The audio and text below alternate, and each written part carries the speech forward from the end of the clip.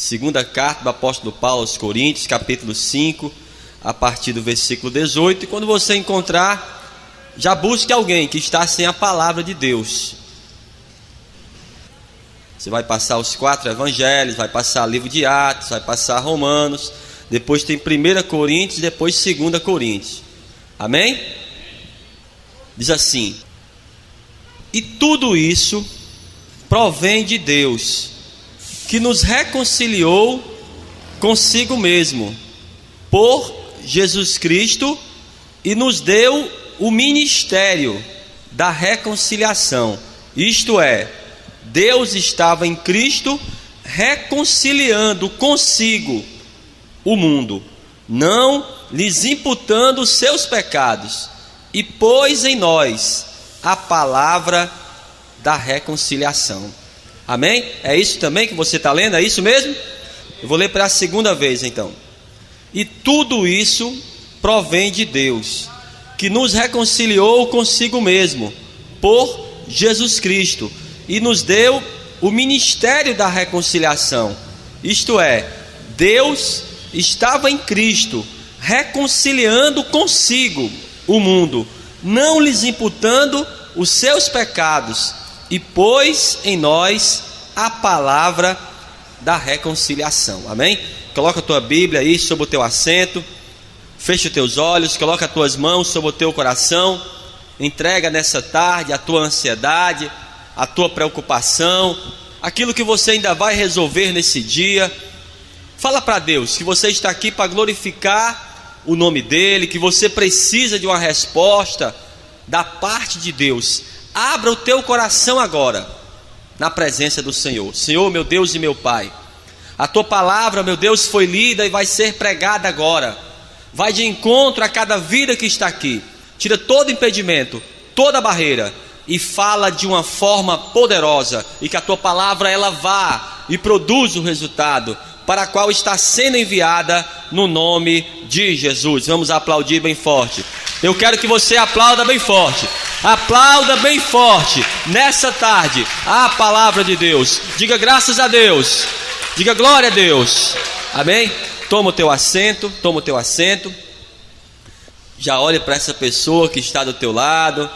Olhe bem nos olhos dela e fale assim para ela: não durma e nem converse comigo, tá bom? Eu quero que você olhe para mim. Quero que você olhe para mim. Olhem todos para cá. Esse texto da segunda carta do apóstolo Paulo aos Coríntios fala sobre a reconciliação. Se reconciliar. Pastor, e o que significa a palavra reconciliação? Voltar a ter amizades, voltar ao relacionamento original com Deus. Você sabia que Deus, quando Ele criou o homem, Ele o criou para ser amigo dele? Sabia disso? Deus, Ele criou o homem na sua forma original, sem o pecado. Ele criou o homem para que o homem fosse amigo dele. E nós sabemos, amados, segundo a palavra, que o Adão no jardim do Éden, tudo aquilo que ele iria realizar, Deus estava na frente. Mas nós sabemos também que por causa da sua desobediência, da desobediência da sua esposa Eva, o homem em geral, porque a Bíblia diz que todos pecaram, o homem perdeu o relacionamento original com Deus. Mas a Bíblia diz que através de Jesus Cristo, através da sua morte na cruz, Deus reconciliou o homem com Ele. Amém? Por quê, pastor? Preste bem atenção nisso, seria impossível que o homem por si próprio, o homem através de obras, nem que o homem ou a mulher fosse a pessoa mais correta que já existisse, ele ainda não poderia voltar a ter o relacionamento original com o Pai. Em outras palavras, ele não teria salvação. Por quê?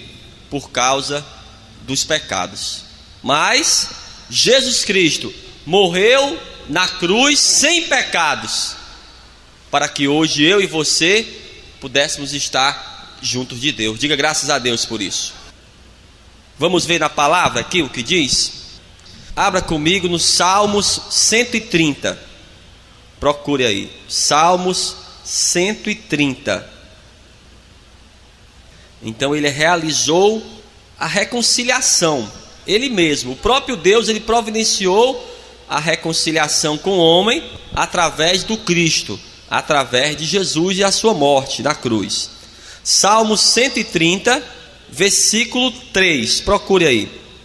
Vai ser facílimo de encontrar o livro de Salmos. Quem já encontrou, diga graças a Deus. Diz assim: se tu, Senhor, observares as iniquidades, Senhor, quem subsistirá? Mas contigo está o perdão, para que sejas temido. Olhem todos para mim, olhem todos para cá. O salmista, ele pergunta ao Senhor nesse texto: Deus, se o Senhor olhasse para as iniquidades de cada um de nós, quem subsistiria? Ou em outras palavras, quem seria absolvido? Quem deixaria de ser condenado?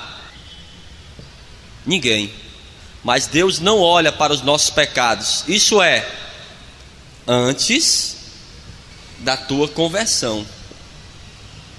O que passou, Deus ele vai esquecer. Agora, você trate de colocar a palavra de Deus em prática na tua vida. Ah, pastor, mas Deus, ele é misericordioso, ele não olha para os meus pecados. É o que nós lemos. Mas não é por causa disso que você vai fazer as coisas de qualquer maneira. Pelo contrário, se você já conhece a Jesus, já entregou a tua vida para Ele, você deve andar nos caminhos do Senhor.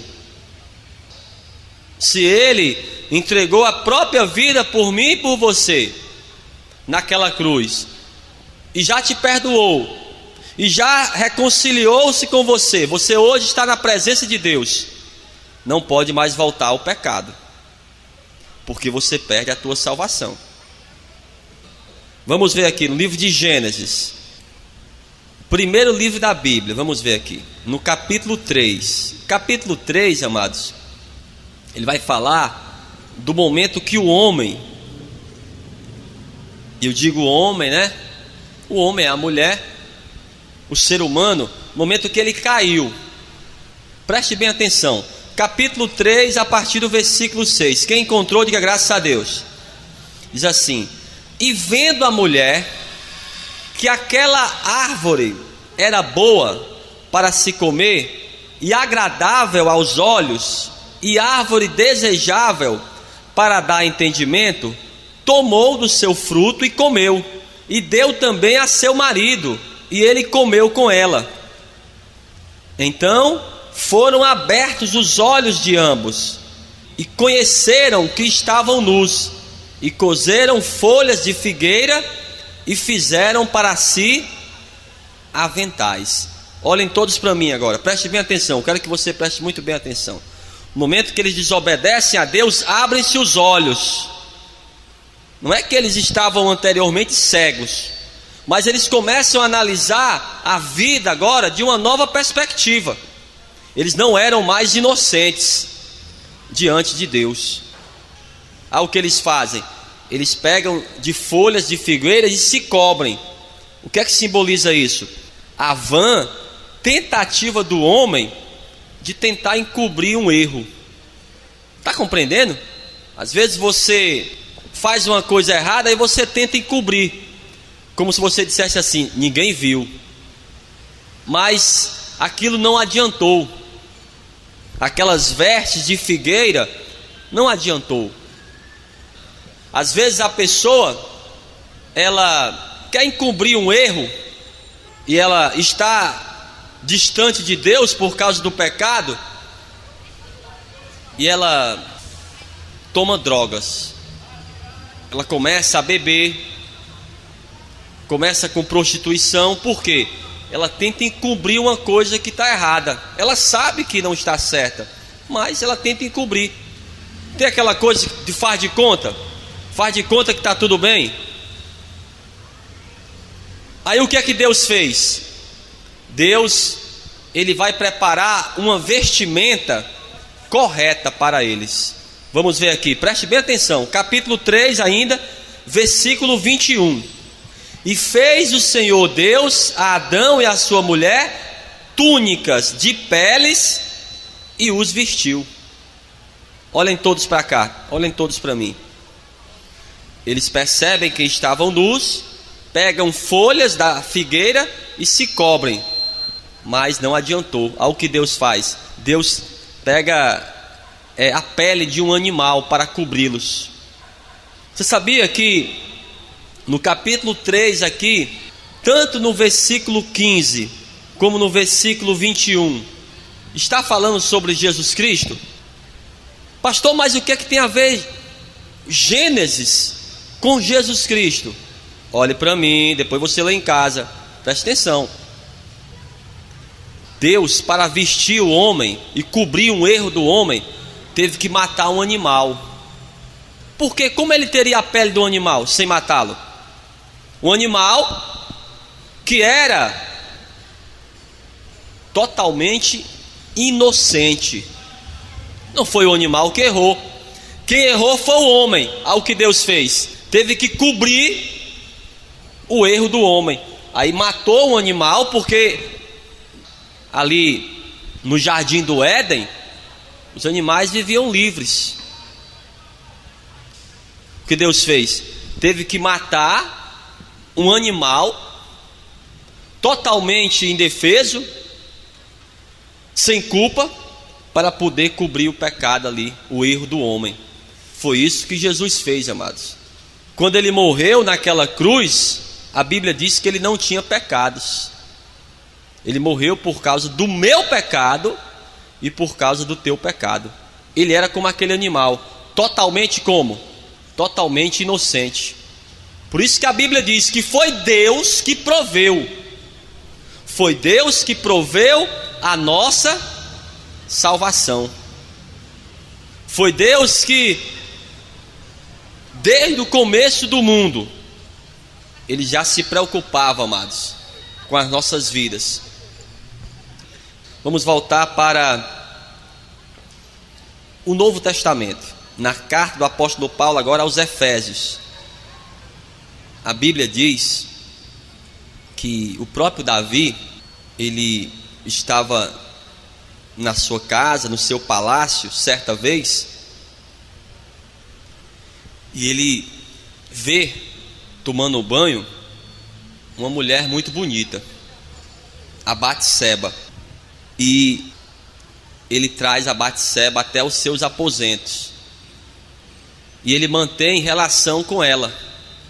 Só que a Batseba era casada com um dos seus soldados, o Urias. Ele queria apenas um momento de prazer com aquela mulher, mas a Bíblia diz, preste bem atenção, que ela concebeu, ela ficou grávida. Aí, como ele iria encobrir uma gravidez? O esposo dela estava no trabalho, estava na guerra, e ela só em casa, como é que ia ficar grávida? Aí, quando ela fica grávida, o que acontece? O Davi vai querer encobrir. Não é o pecado, não é assim? A pessoa quer resolver uma coisa que para Deus ele está vendo. Ele pede para o Urias sair do seu trabalho e se apresentar a ele. Aí ele diz assim: olha, Urias, eu vou te dar uns dias de folga. Por quê? Quando Urias voltasse para casa, e com certeza ele ia ter relações com a sua própria esposa, que seria o normal, o que iria acontecer? Ia tudo estar resolvido, sim ou não? Ia nascer aquela criança, quem que ia dizer que não era do pai? Urias não aceitou voltar para casa. Ele falou: olha, Davi, rei, Joabe junto com os outros soldados estão na guerra, eu não posso estar em casa, eu não quero tirar folga. E ele não aceitando, o que acontece? Davi tem que tramar a morte de Urias. Ele poderia ter confessado o seu erro. Ele poderia naquele momento aceitar que estava errado, pedir até mesmo perdão a Urias, mas ele tramou foi a morte daquele homem. E aquele homem morreu sem nenhuma culpa. Porque o filho não era dele, o filho era de Davi. Aí o que é que o Davi faz? Se casa com a Batseba depois da morte do seu próprio esposo, para cobrir uma coisa que estava errada. Por isso que Jesus teve que morrer naquela cruz, não para só cobrir o pecado, para tirar o pecado. Porque o pecado, amados, ele atormenta o homem. E se o homem ele está debaixo do pecado, o que é que ele vai querer fazer? Ele vai querer encobrir um erro. Aí ele faz como? Eu falei, ele toma droga, ele age com prostituições, aquela coisa de parecer que não está acontecendo nada. Por isso que Jesus Cristo ele teve que morrer naquela cruz, inocentemente, para nos reconciliar com Deus. Se estamos hoje na casa do Senhor, podemos nos considerar pessoas abençoadas e até salvas. Não foi por mérito nosso, o mérito foi todo de Jesus Cristo, porque ele que era inocente na causa, e foi ele que morreu. Vamos ver aqui, na carta do apóstolo Paulo aos Efésios, procura aí, no capítulo 2, no versículo 8, procure aí, Efésios, no Novo Testamento, capítulo 2, versículo 8. Eu não tenho o menor mérito em estar na casa do Senhor. Se hoje eu estou na casa do Senhor, não estou, talvez, poderia estar, qualquer um de nós poderíamos estar hoje enfermos, por causa de bebida, por causa de vícios, por causa da prostituição, porque cada um de nós, anteriormente, antes de conhecermos a Deus, vivíamos também em pecado.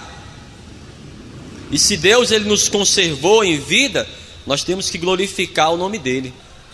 Porque quantos ficaram pelo caminho? Quantos morreram no pecado? Quantos hoje estão em hospitais com doenças terminais? Quantos hoje estão em presídios pagando por causa de um erro? Um erro que anteriormente também qualquer um de nós poderia ter cometido. Amém? Capítulo 2, versículo 8.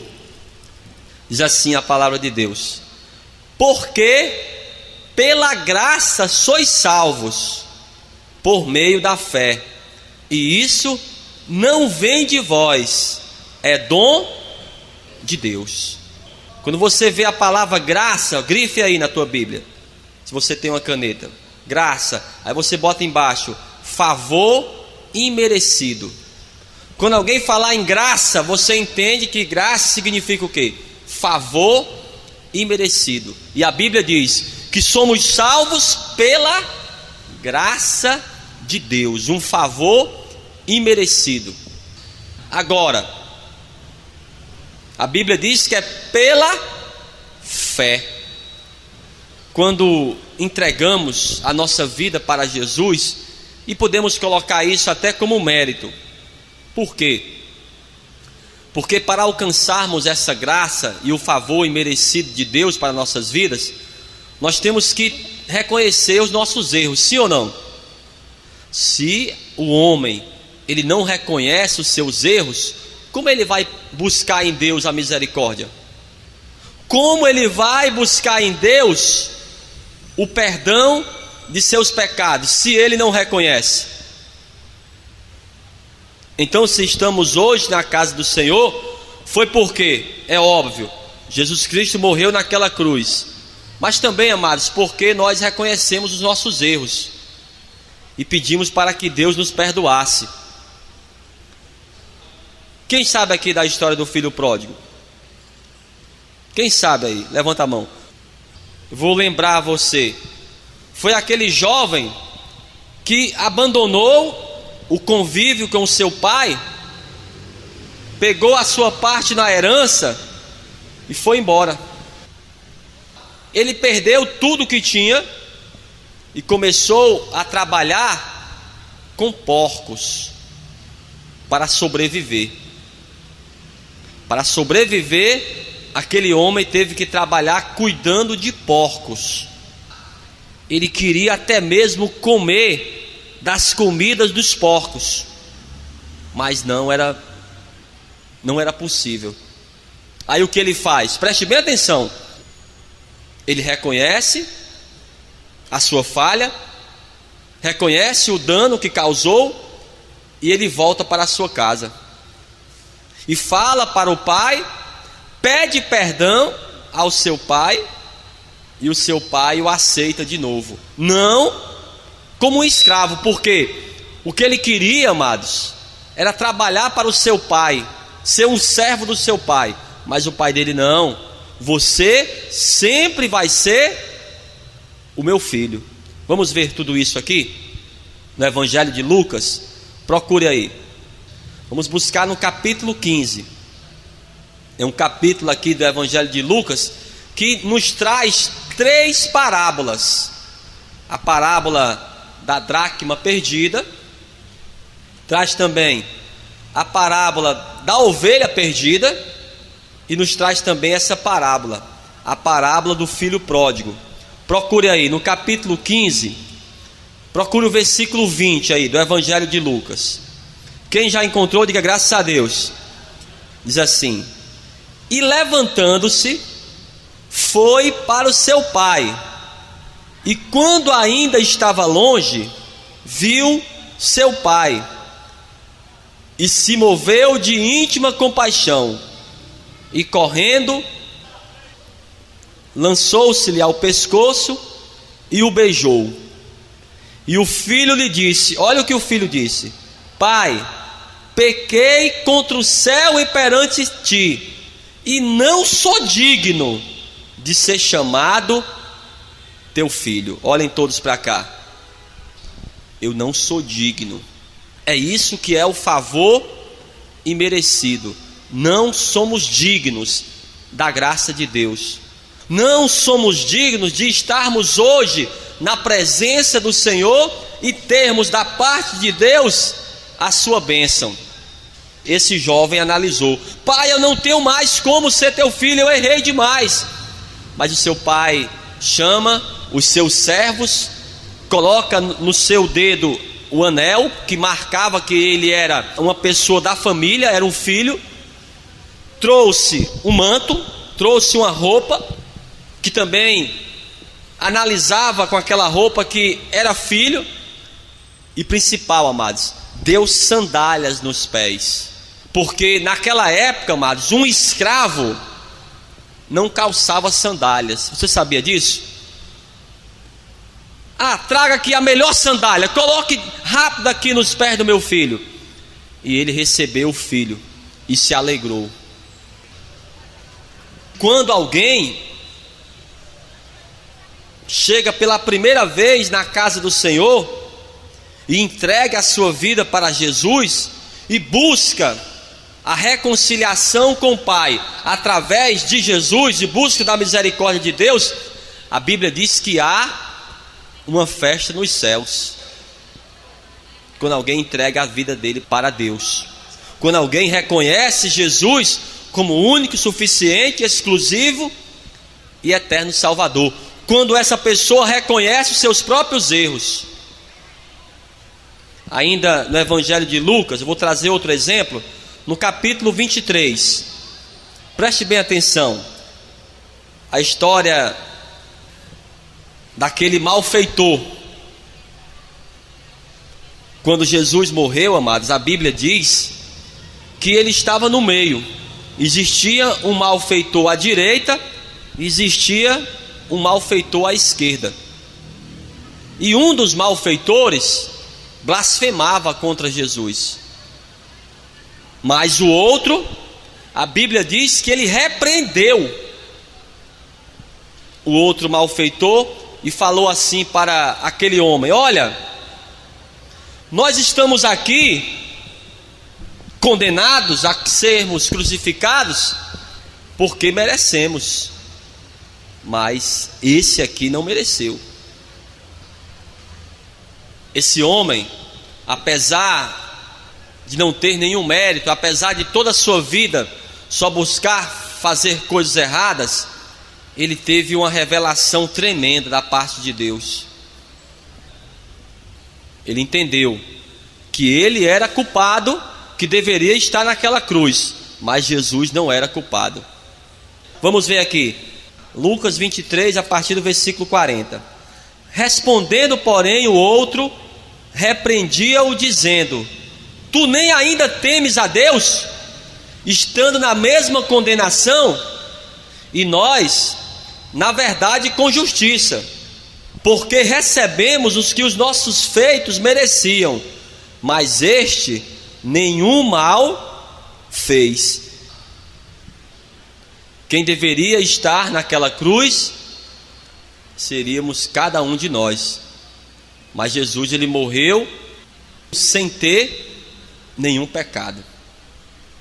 E ele fala aqui no capítulo 23 ainda, versículo 42: e disse a Jesus: Senhor, lembra-te de mim quando entrares no teu reino.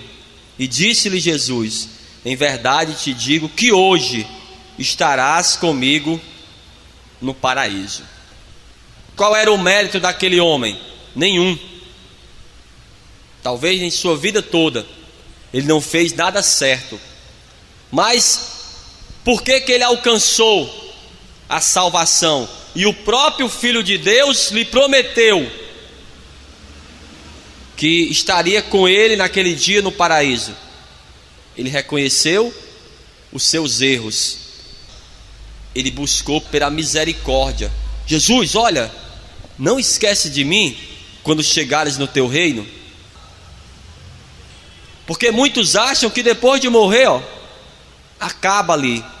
Mas ele entendeu que Jesus, ele ia morrer ali naquela cruz, mas que ele teria um reino, não nesse lugar, mas nos céus. E ele recebeu a sua salvação. Amém? Então entendemos dessa forma nessa tarde, que Jesus naquela cruz, ele morreu pelos nossos pecados. Vamos finalizar? Eu quero buscar com você na segunda carta do apóstolo Paulo aos Coríntios, mais uma vez, no capítulo 5, nós vamos ler o versículo 21 e logo após vamos fazer uma oração, tá bom? Segunda carta do apóstolo Paulo aos Coríntios, capítulo 5, versículo 21. Quem já encontrou, diga graças a Deus.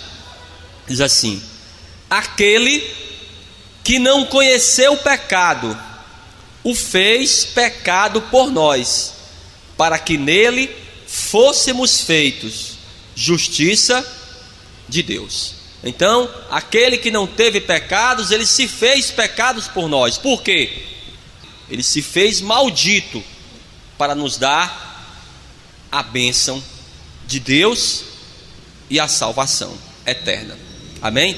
Vamos ficar todos de pé e vamos aplaudir bem forte. Mas aplauda forte. Aleluia, Deus. Graças a Deus. Então, feche teus olhos.